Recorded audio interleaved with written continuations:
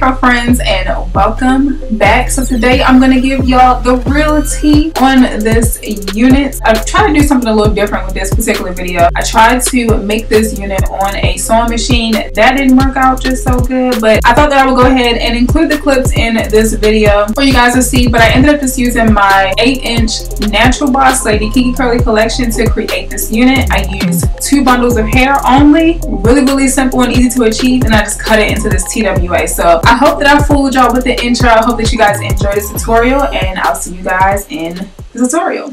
Oh, it feels so good to be back, y'all. I just had to take a quick 2-week break. I just need to clear my mind, y'all, but I'm so happy to be back on the channel with you guys. So I'm using a fresh new bundle of Kiki Curly Natural Boss Lady collection, as well as these return clip-ins. I definitely was not about to send these out to a customer, so I figured I'll just go ahead and make a short unit with this, see what I can come up with. So if you're wanting to reupholster your clip-ins like I did today, just grab some fabric shears or some really sharp scissors and just cut off the threads at the top of your clip-ins. This is how your clip-ins are made and attached together.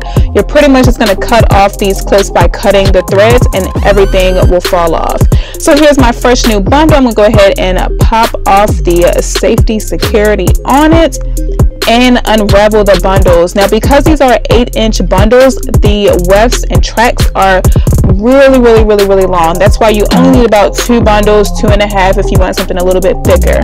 So I started off this tutorial. I said I want to try something different. I'm so sick and tired of making these little like wig making videos of me like hand sewing the tracks onto units for you guys. So I said, let me go ahead and machine sew this unit, and that just did not go too well. But as you guys can see, the stitching is A1, y'all. Like, it's so freaking secure. Like, I know this unit will last forever if I sew it on the machine, but it just didn't work out. My machine was not cooperating. I think it might be the needle, but I'm not exactly sure.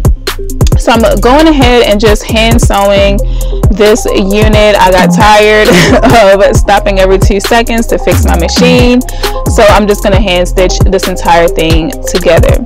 Now I'm starting off with my little handy dandy tracks that were cut off of the clip-ins. So you're going to see it's not going to be as even or symmetrical on all the sides, but I'm pretty much just trying to mimic the idea of a track, a continuous track. I'm just laying the hair side by side, and I saved some of these tracks for the top. I just pretty much went around and around till I got to the top, and I just closed off the top going forward.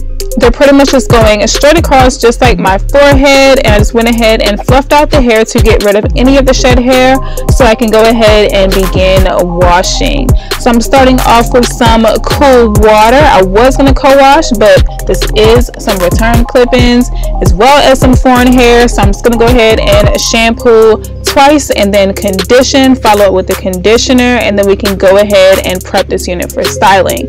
Now, as always with my hair extensions, I never blow dry them. I rarely ever blow dry them. So I went ahead and let it air dry just a little bit till it was pretty much damp, and then I began to style. So I threw in a few extra clips of me washing this hair. This is the conditioner on the hair right now, and I'm detangling them. You guys always ask me, what is the Kiki Curly collection like when it's wet? What's the real texture of it? It can pretty much be manipulated to be like a loose or a thick kind of texture.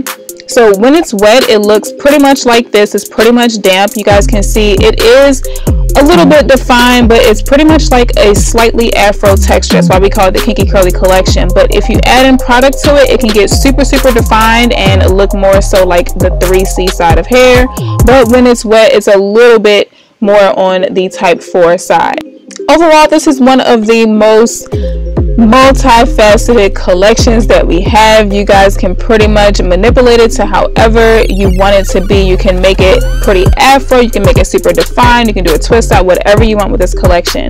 I'm trying to go for a, you know, TWA wet kind of wash and go type of look, so I went ahead and added in some of that Eco Gold. Y'all know I'm loving the Eco Gold right now. I thought it would be perfect for this hair because it won't leave it crunchy. I don't want any crunch. I want lots of body and volume, but I also wanted super defined curls, that way I can actually cut this correctly and allow the curls to fall where they're supposed to fall. So I went ahead and just put this through my hair, and then I'm using the blow dryer just to speed up the drying process. I took off the diffuser after a while just to give it more movement and body, and here is how it dried. So now I'm just fluffing up the roots so I can get the true length of the hair, and I can pretty much feel out the shape of the hair. You guys know I don't really section too much unless it's like my own natural hair. When it comes down to cutting, I just pretty much freestyle it, y'all. So I'm starting in the back, and I'm going to pretty much frame this cut around my ears. I want it really, really low in the back, a little heavy set on the top, and I want my ears to show because I want this to look like a true TWA. I cut my hair and I'm trying to grow it out. I'm using water throughout the hair in a spray mist bottle just to dampen the texture, allow it to pretty much loosen and fall where it's going to naturally fall when it's wet. And then I'm scrunching as I, cut and everything so I can see where it's going to dry when it shrinks. As far as techniques or cutting techniques, I'm not really following a specific technique. I'm doing a little bit of point cutting, a little bit of regular cutting. I'm pretty much just trying to individually cut these curls. I don't want to take a section and just cut straight across to get a blunt line. I want this to look really, really natural and free falling. So I'm using a diamond brush now to encourage the curl because we did just cut off the kinkiest part of the hair, which are the ends of the hair.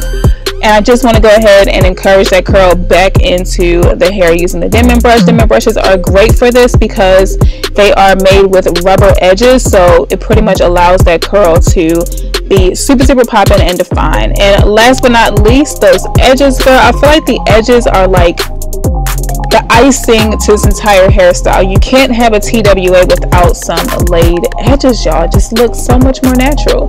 The hair is slightly shiny because it is still pretty much damp, but as it dries, it just looks really, really nice and defined and natural looking. So I really hope that you guys enjoyed this tutorial. Let me know what you guys think in the comments below. Do you think we pulled it off? Does it look like our own hair, our own little TWA? Would you pull this off? I do want to color this hair, and I did a poll with you guys as to what colors I should get. So I picked up some Adore Cajun Spice as well as Spice Amber. So let me know if this is something that you guys like to see. I would love to do it on the channel. I love you guys, and I'll see you guys in the next video.